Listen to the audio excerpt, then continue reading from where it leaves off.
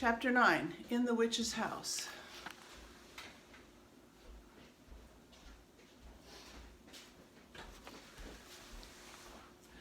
And now, of course, you want to know what had happened to Edmund.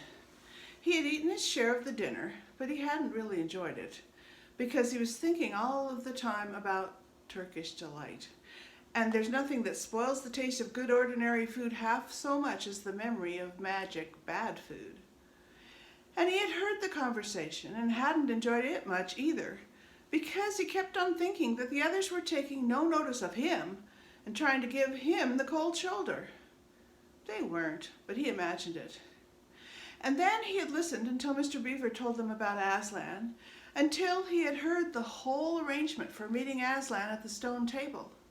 It was then that he began very quietly to edge himself under the curtain that hung over the door. For the mention of Aslan gave him a mysterious and horrible feeling, just as it had given the others a mysterious and lovely feeling. Just as Mr. Beaver had been repeating the rhyme about Adam's flesh and Adam's bone, Edmund had been very quietly turning the door handle.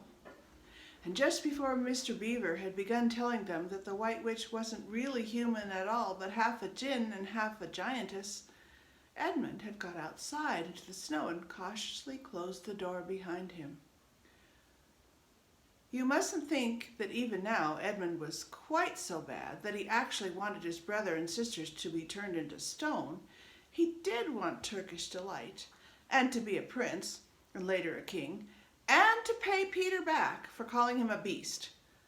As for what the witch would do with the others, he didn't want her to be particularly nice to them, certainly not to put them on the same level as himself, but he managed to believe, or to pretend he believed, that she wouldn't do anything very bad to them, because, he said to himself, all these people who say nasty things about her are her enemies, and probably half of it isn't true.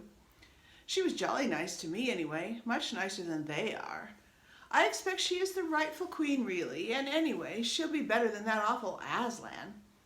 At least that was the excuse he made in his own mind for what he was doing. It wasn't a very good excuse, however, for deep down inside him he really knew that the White Witch was bad and cruel. The first thing he realized when he got outside and found the snow falling all around him was that he had left his coat behind in the beaver's house. And of course there was no chance of going back to get it now. The next thing he realized was that the daylight was almost gone, for it had been nearly 3 o'clock when they sat down to dinner, and the winter days were short. He hadn't reckoned on this, but he had to make the best of it. So he turned up his collar and shuffled across the top of the dam. Luckily it wasn't so slippery since the snow had fallen, to the far side of the river. It was pretty bad when he reached the far side. It was growing darker every minute, and what with that and the snowflakes swirling all around him, he could hardly see 3 feet ahead. Then, too, there was no road. He kept slipping into deep drifts of snow and skidding on frozen puddles and tripping over fallen tree trunks and sliding down steep banks and barking his shins against rocks till he was wet and cold and bruised all over. The silence and the loneliness were dreadful. In fact, I really think he might have given up the whole plan and gone back and owned up and made friends with the others, if he hadn't happened to say to himself, "When I'm king of Narnia, the first thing I shall do will be to make some decent roads." And of course that set him off thinking about being a king and all the other things he would do, and this cheered him up a good deal. He had just settled in his mind what sort of palace he would have and how many cars and all about his private theater and where the principal railways would run and what laws he would make against beavers and dams, and was putting the finishing touches to some schemes for keeping Peter in his place when the weather changed. First the snow stopped. Then a wind sprang up and it became freezing cold. Finally the clouds rolled away and the moon came out. It was a full moon, and shining on all that snow it made everything almost as bright as day, only the shadows were rather confusing. He would never have found his way if the moon hadn't come out by the time he got to the other river. You remember he had seen, when they first arrived at the Beavers, a smaller river flowing into the great one lower down. He now reached this and turned to follow it up. But the little valley down which it came was much steeper and rockier than the one he had just left, and much overgrown with bushes. so that he could not have managed it at all in the dark. Even as it was, he got wet through before he had to stoop to go under branches, and great loads of snow came sliding off onto his back. And every time this happened, he thought more and more how he hated Peter, just as if all this had been Peter's fault. But at last he came to a part where it was more level and the valley opened out. And there, on the other side of the river, quite close to him, in the middle of a little plain between two hills, he saw what must be the White Witch's house. And the moon was shining brighter than ever. The house was really a small castle. It seemed to be all towers, little towers with long pointed spires on them, sharp as needles. They looked like huge dunces' caps or sorcerers' caps, and they shone in the moonlight, and their long shadows looked strange on the snow. Edmund began to be afraid of the house, but it was too late to think of turning back now. He crossed the river on the ice and walked up to the house. There was nothing stirring, not the slightest sound anywhere. Even his own feet made no noise on the deep, newly fallen snow. He walked on, past corner after corner of the house and past turret after turret to find the door. He had to go right round to the far side before he found it. It was a huge arch, but the great iron gate stood wide open. Edmund crept up to the arch and looked inside into the courtyard, and there he saw a sight that nearly made his heart stop beating.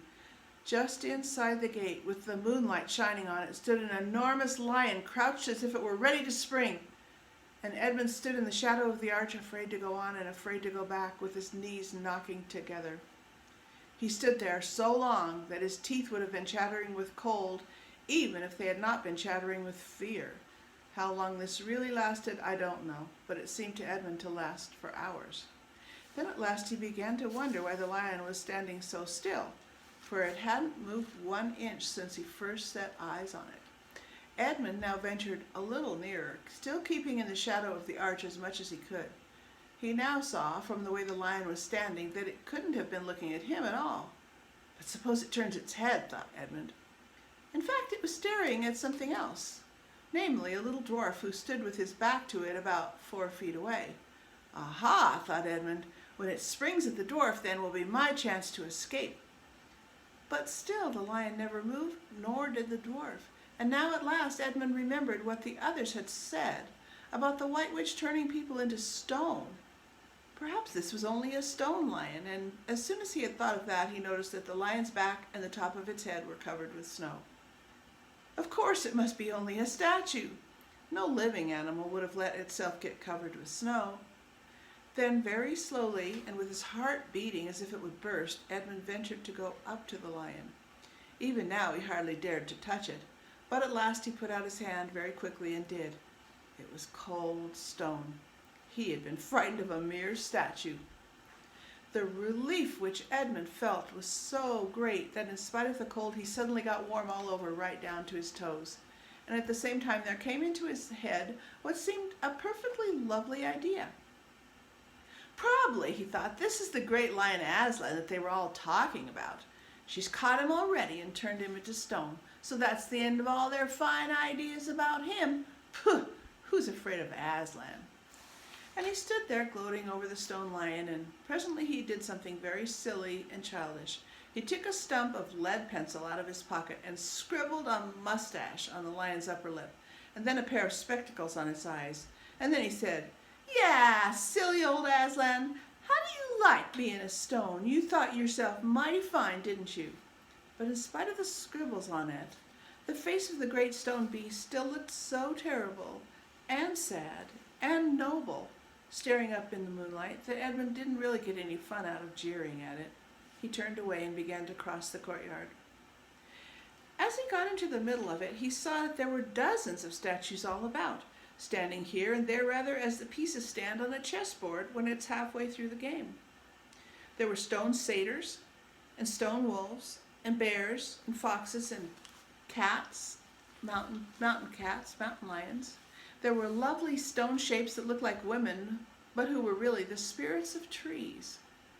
There was a great shape of a centaur, and a winged horse, and a long lithe creature that Edmund took to be a dragon. They all looked so strange standing there, perfectly lifelike and also perfectly still in the bright, cold moonlight, that it was eerie work crossing the courtyard. Right in the very middle stood a huge shape like a man, but as tall as a tree, with a fierce face and a shaggy beard and a great club in its right hand.